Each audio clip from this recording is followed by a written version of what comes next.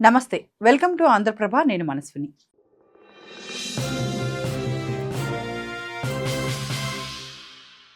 రాజకీయాలను వ్యక్తిగతంగా తీసుకుంటున్న వేళ ఎన్నికల సరళిని రణరంగంగా మార్చుతున్నారు నాయకులు.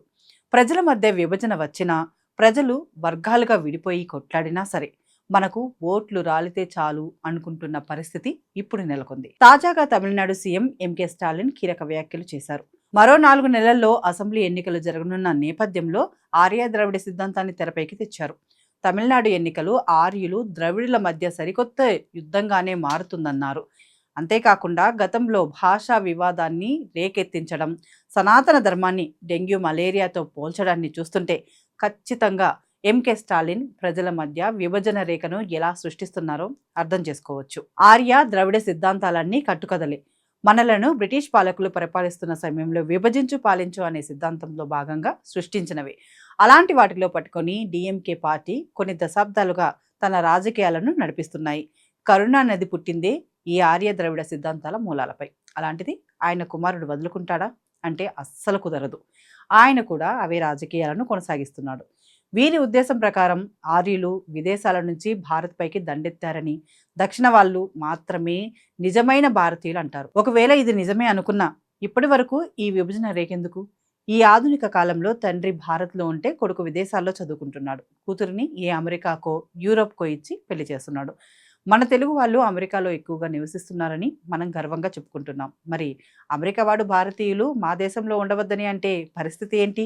ఈ ఆధునిక కాలంలో ప్రపంచమే ఒక కుగ్రామంగా మారిపోయింది. అలాంటిది తమిళనాడు నేతలు మాత్రం ఇంకా దశాబ్దాల క్రితం నాటి చేవదచ్చిన సిద్ధాంతాలను పట్టుకుని కూర్చుంటున్నారు. ఆర్యులు ద్రవిడులంటూ ప్రజలను రెచ్చగొడుతున్నారు. ఇదొకటే కాదు, భాషా వివాదంలోనూ ఇదే జరుగుతుంది. ఇప్పటి కాలంలో భాష ఒక్కటి నేర్చుకుంటే సరిపోదు. హిందీ, ఇంగ్లీష్తో పాటు ఫ్రెంచ్, జర్మన్, స్పానిష్ లాంటి భాషలను సైతం స్కూళ్ళల్లో బోధిస్తున్నారు. భవిష్యత్తులో ఎవరు ఏ దేశంలో ఉద్యోగం చేస్తారో తెలియదు.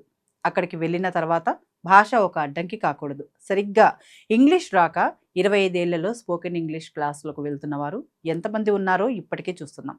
అలా భాష అడ్డు కాకూడదంటే అన్నిటినీ నేర్చుకోవాలి. కానీ తమిళనాడులో మాత్రం హిందీని పూర్తిగా వ్యతిరేకిస్తున్నారు. హిందీ ఒక ఉత్తర భారతీయుల భాష అని, దానిని తామెందుకు నేర్చుకోవాలని అంటున్నారు. తాము తమిళ్ మాత్రమే నేర్చుకుంటామని చెబుతున్నారు. రైల్వే స్టేషన్లో తమిళ్, హిందీ, ఇంగ్లీష్తో ఊరి పేరు రాస్తే హిందీపై నల్ల పెయింటింగ్ పోయడం, హిందీ తెరియాదు పోడా అనే నినాదాలు ఇవ్వడం చేస్తున్నారు. ముఖ్యంగా తమిళనాడు డిఎంకే ప్రభుత్వం ఇప్పటికీ త్రిభాషా సూత్రాన్ని అమలు చేయడం లేదు.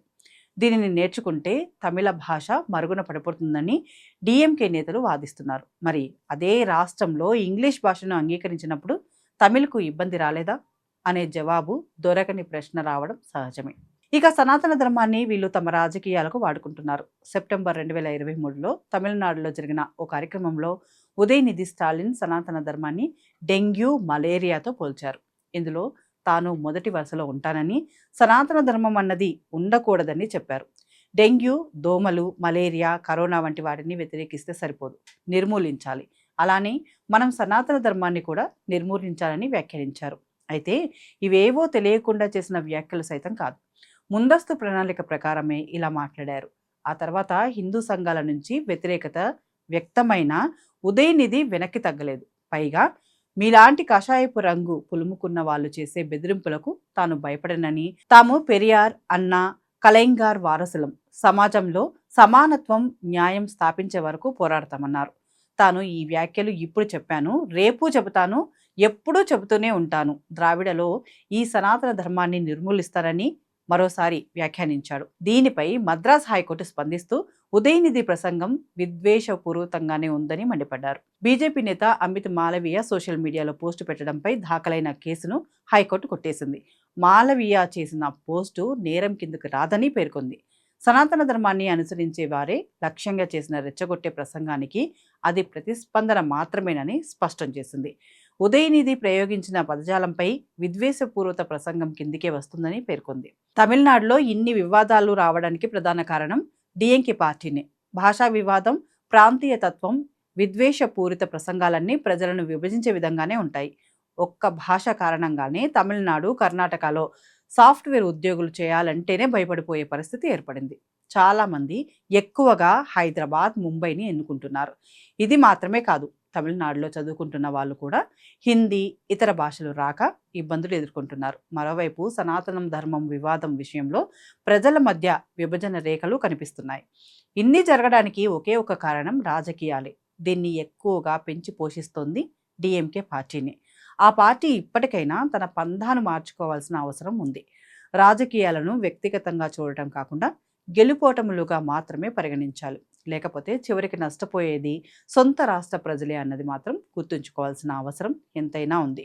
మరి ఈ విషయంపై మీ అభిప్రాయం ఏంటో కామెంట్లో తెలియజేయండి. అలాగే మా ఛానల్ని సబ్స్క్రైబ్ చేసుకోండి.